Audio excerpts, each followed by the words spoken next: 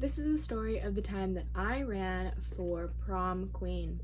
And looking at me right now, you might not think I would be the type to go for the pageantry and the fakeness that is Campbell, Indiana's prom court. And as a self-proclaimed wallflower, you would be right. But to win is to win a lot of prize money, like a lot of prize money. And seeing as how my scholarship fell through, I can't afford college.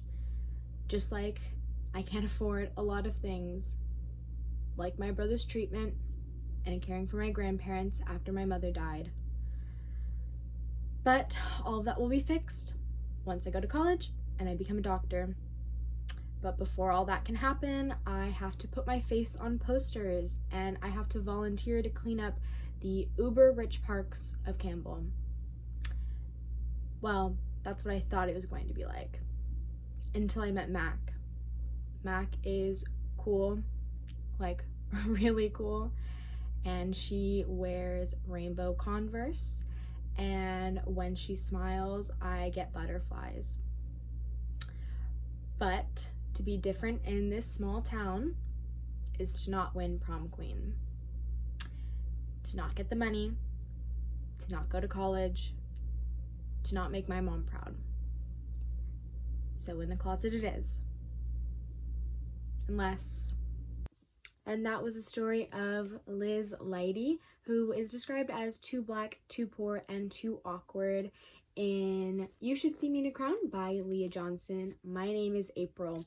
In this 324-page book, we get to see the joys and the frustrations of living different in a small town. This book won the Stonewall Book Awards from the ALA and is also a pick of Reese's Young Adult Book Club in 2020. I read this book and I smiled so hard that it hurt, and I cried, and I also fell for the story of Mac and Liz. I liked the character of Liz because she had real dilemmas, not only in her life but also with the identities that she holds. She is really empathetic and she cares deeply about her friends and families, even though the relationships are not always great sometimes.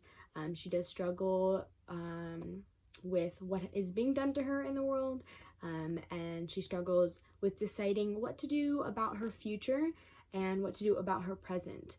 And she feels that those two things are in conflict for her. This story is about pettiness and betrayal, but it also has reunions and love. And I would recommend this book to both the young and the old who are looking for a feel-good, romantic, and funny book.